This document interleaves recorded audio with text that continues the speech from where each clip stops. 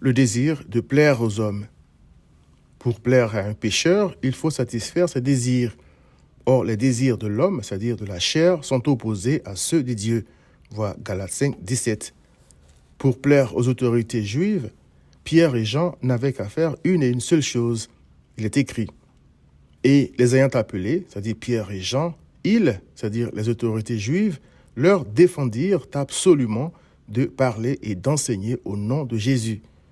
Pierre et Jean leur répondirent, « Jugez s'il est juste devant Dieu de vous obéir plutôt qu'à Dieu. » Acte 4, 18 à 19.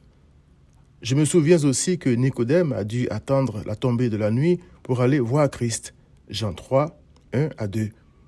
Parce qu'en tant que pharisien, docteur de la loi, être vu en compagnie de Christ, c'était, selon les Juifs, se déclarer ennemi de la loi de Dieu.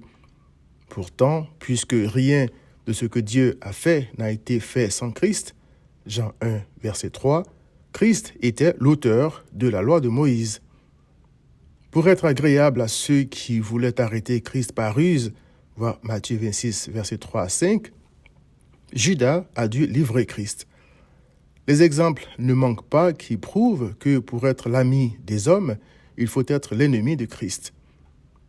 Pendant 2 ans, le gouverneur Félix a gardé Paul en prison et s'entretenait fréquemment avec lui afin de lui soutirer de l'argent.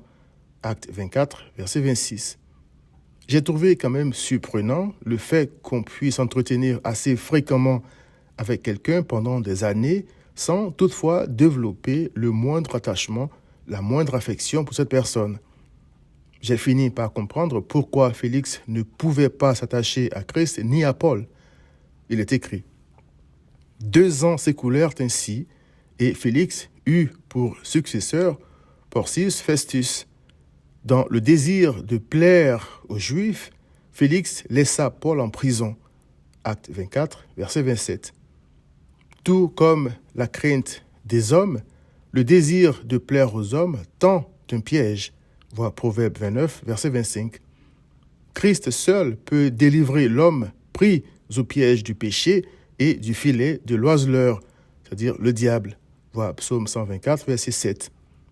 Mais à l'appel de Christ, « Venez à moi, vous tous qui êtes fatigués et chargés, et je vous donnerai du repos. » Matthieu 11, 28.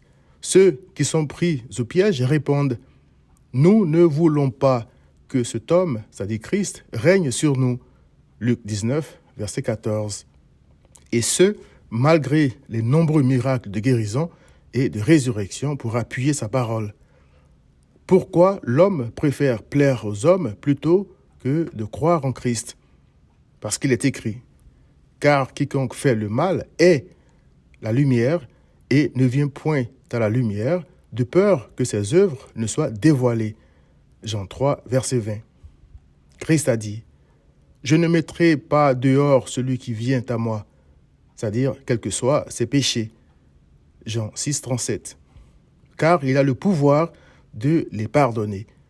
Matthieu 9, verset 6, et de transformer le pécheur comme il a transformé Saul de Tarse, le persécuteur des croyants, devenu l'apôtre Paul. Viens donc à Christ.